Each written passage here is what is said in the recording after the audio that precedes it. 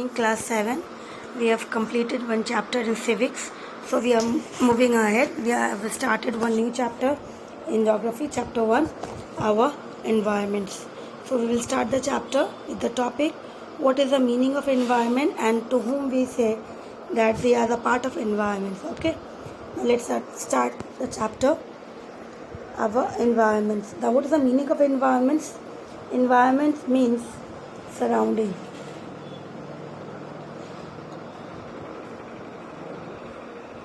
So we live where?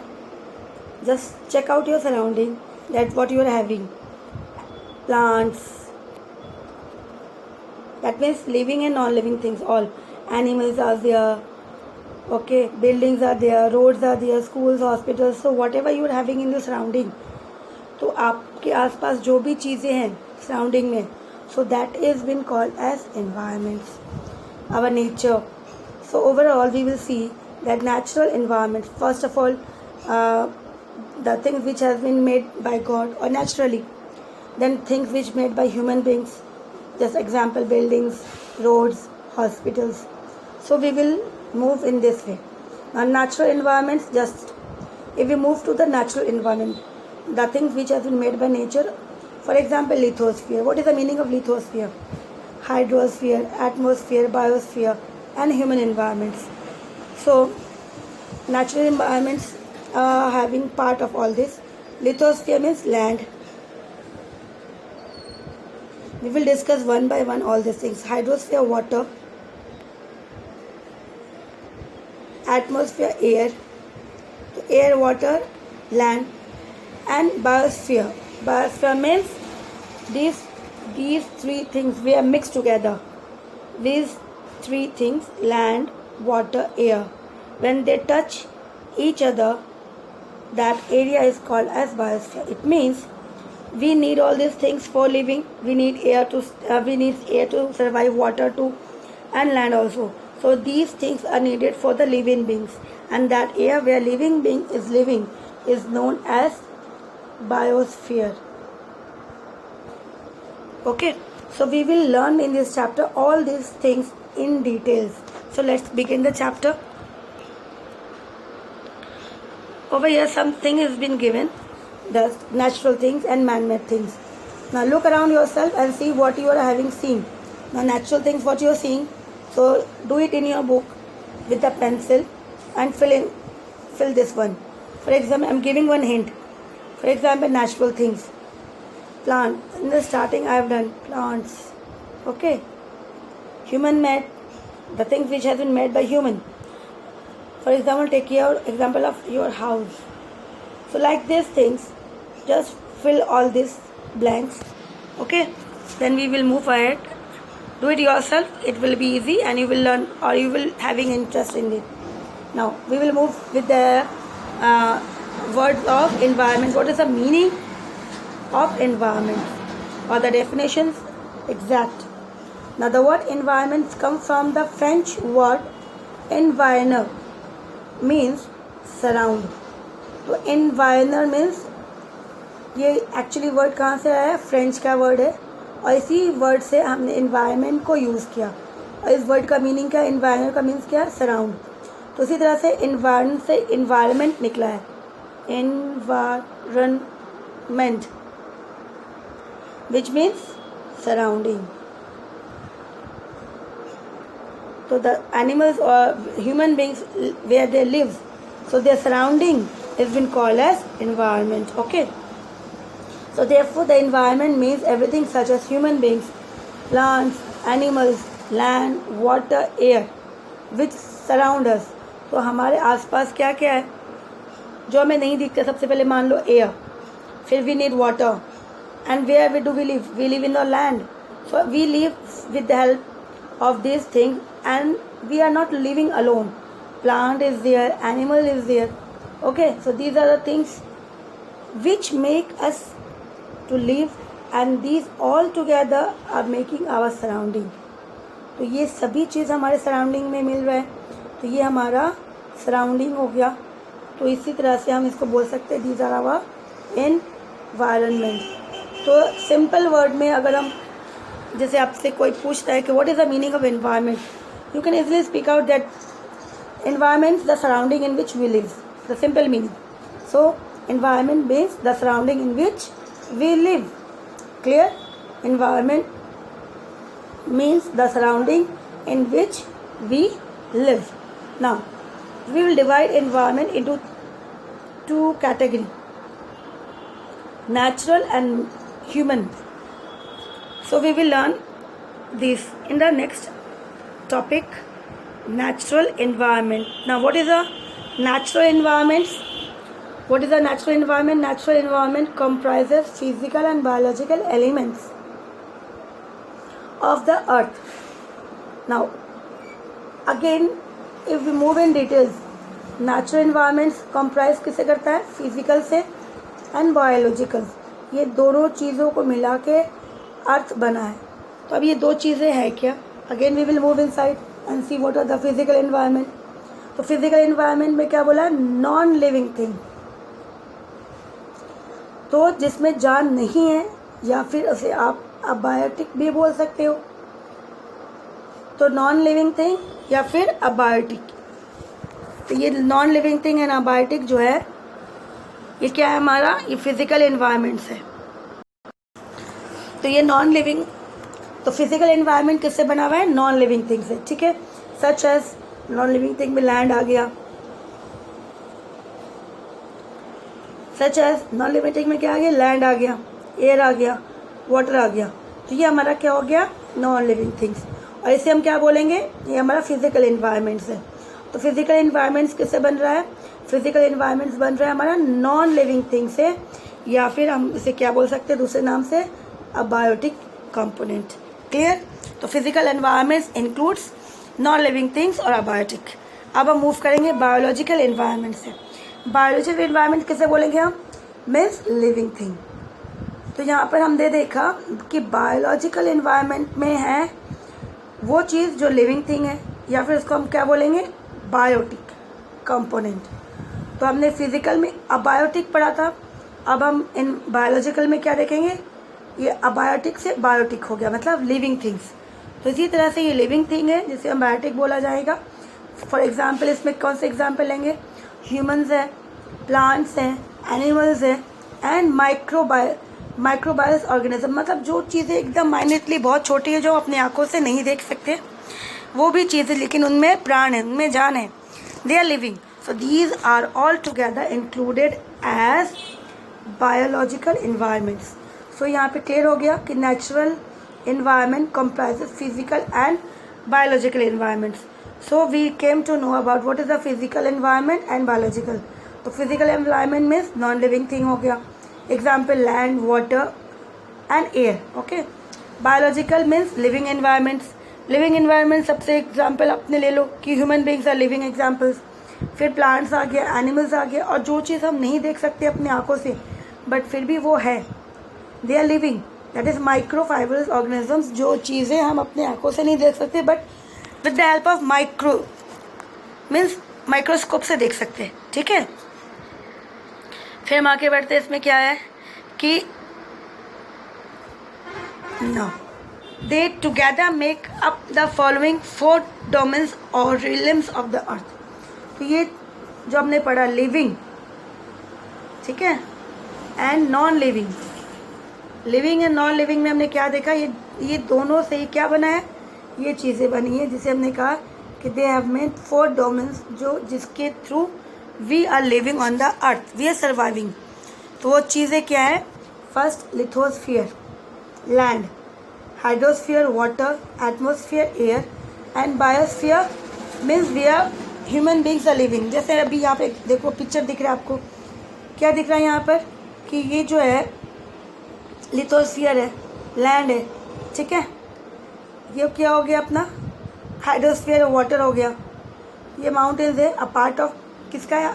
Mountains है, लेकिन क्या है ये लिथोस्फीयर में आ गया क्योंकि ये लैंड है हमारा, ज़मीन पे ही है. और ये हमारा वाटर हो गया, तो ये लैंड हो गया. तो ये हमारा ये क्या हो गया? लैंड हो गया. फिर ये क्या है हमारा वाटर है। फिर ये hydrosphere that is sorry atmosphere जो है हमारा एयर है। तो ये देखो तीनों चीज़ कनेक्टेड है, वाटर लैंड से टच है, ठीक, और ये एटमॉस्फेयर भी हमसे टच हो रहा है, जहाँ पे 3 फेयर्स जहाँ पे मिलते हैं। तो जहाँ पे हमने क्या देखा कि लैंड, फिर वाटर और एयर, ये जहाँ पे मिल रहे हैं उस एरिया को क्या कहा जा रहा है, बायोस्फीयर।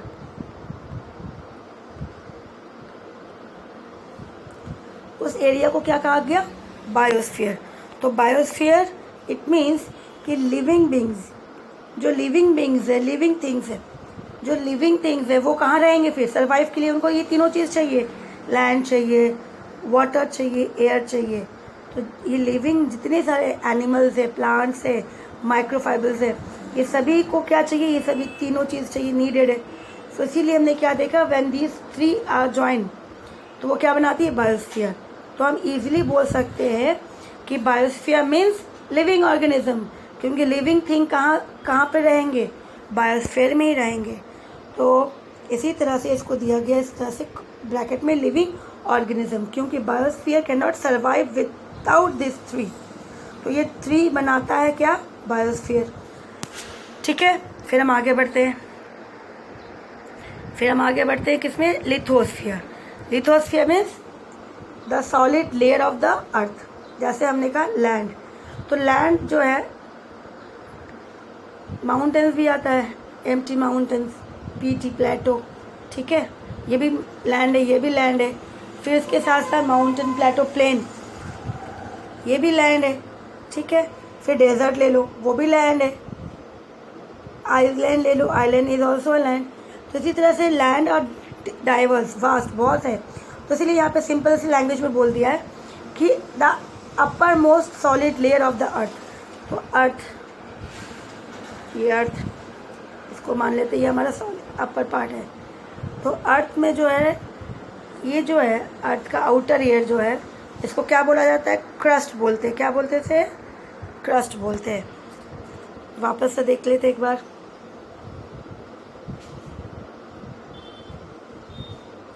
इसे क्या कहा जाता है, क्रस्ट, ठीक है। तो अगर हमने अर्थ बनाया, तो ये जो पोर्शन है इस तरह से,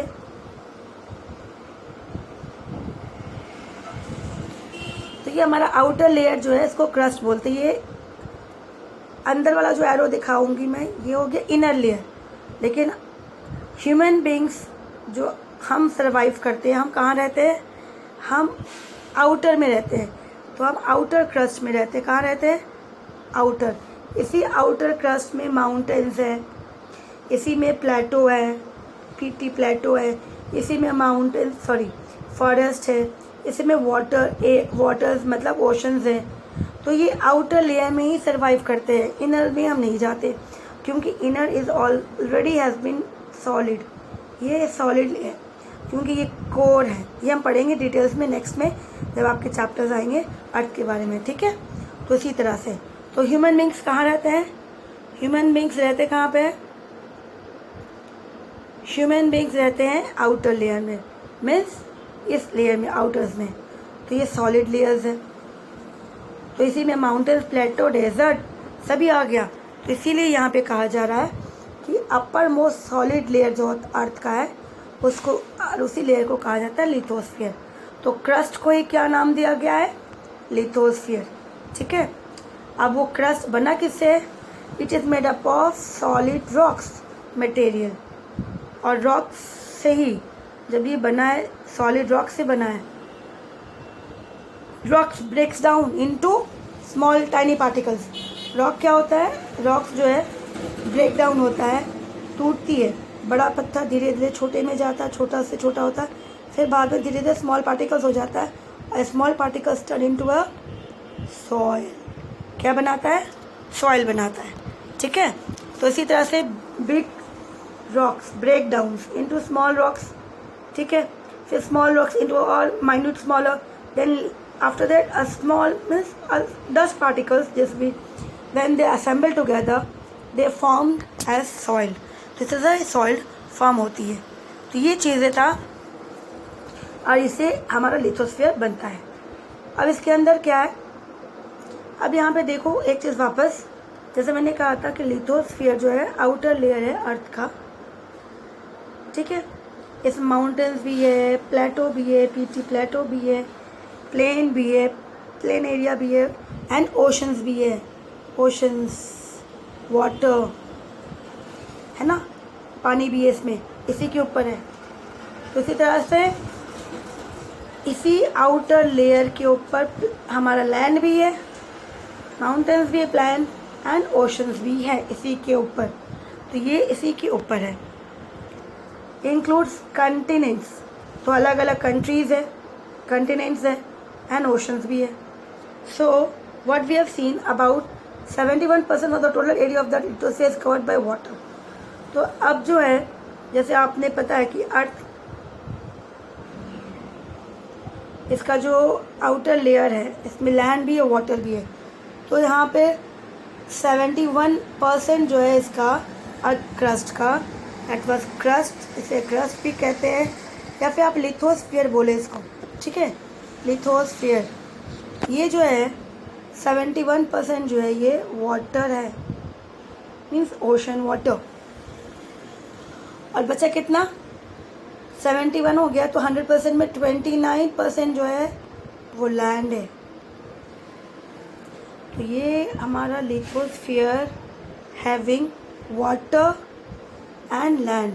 वाटर 71% एंड लैंड 21%, ठीक है. तो इसी तरह से आगे बढ़ते हैं. Now about 71% of the total area of lithosphere is covered with water. It consist of many landform. जैसे मैंने बताया लैंडफॉर्म्स में क्या क्या आ गया, माउंटेन आ गया, प्लेन आ गया, प्लेटो आ गया. साथ में these landform can be found on land surface as well as ocean surface.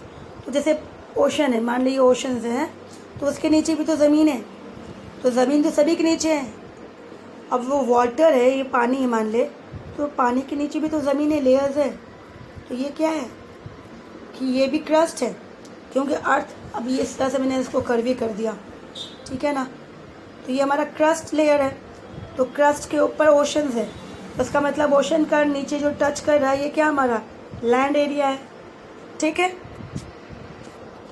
तो इसी तरह से ये चीज़ें हैं. होप आपको समझ में आ रहा है. नहीं समझ में आएगा तो इसको बार बार सुनेंगे आप. फिर आगे बढ़ते हम. फिर इसमें क्या बताया गया, दैट लिथोस्फीयर इज इम्पॉर्टेंट. तो अब हमारे लिए लिथोस्फीयर इम्पॉर्टेंस क्यों है. It consist of rocks, minerals which are useful to us. क्योंकि हमने देखा अभी जो क्रस्ट है इससे बना हुआ है, रॉक से बना हुआ है, और इसी पे हम लोग रहते हैं. इसमें माउंटेन्स भी है, प्लेटोज भी है, ओशंस भी है. तो रॉक्स जो है it is made up of rocks. तो रॉक्स किस लिए, रॉक्स इंपॉर्टेंस है हमारे लिए. रॉक्स क्या है, रॉक्स टर्न इनटू सॉइल, ठीक है. फिर ये मिनरल्स भी है इसी के अंदर, रॉक्स के अंदर हमारे लिए मिनरल्स है. तो इसी तरह से यहाँ बहुत इंपॉर्टेंट है, क्योंकि मिनरल से हमें क्या बनाते हैं. फॉर एग्जांपल आयरन ले लो, आयरन से बहुत कुछ बनती है. कोई भी चीज़ें जो है स्मॉल, एक नट्स ले लो, एक नट्स ले लो, नेल्स ले लो, मशीन में ये नट्स नहीं होगा तो वो खुल जाएगी. हर जगह ये यूज़ होता है. तो किससे बना हुआ है, आयरन से बना हुआ है. तो ये मिनरल्स बहुत इंपॉर्टेंट है हमारे लिए, ह्यूमन बीइंग के लिए. मिनरल्स में आयरन आ गया, स्टील आ गया, कॉपर आ गया, they are different minerals. Water is also minerals, water is also a minerals, okay, so they are different. Salt which we are taking, that is also a mineral. तो ये सब कुछ हमें कहाँ से मिल रहा है, हमारे क्रस्ट से मिल रहा है. फिर अगर क्रस्ट नहीं होगा तो बिल्डिंग्स, लैंड नहीं होगा तो हम बिल्डिंग कहाँ बनाएंगे, रोड्स कहाँ बनाएंगे, फैक्ट्री कहाँ बनाएंगे, और एग्रीकल्चर कहाँ करेंगे. तो इसीलिए ये हमारे लिए बहुत इम्पॉर्टेंट है, ठीक है. तो ये बहुत ज़रूरी है इसको, ये अगर नहीं होगा तो प्रॉब्लम हो जाएंगे.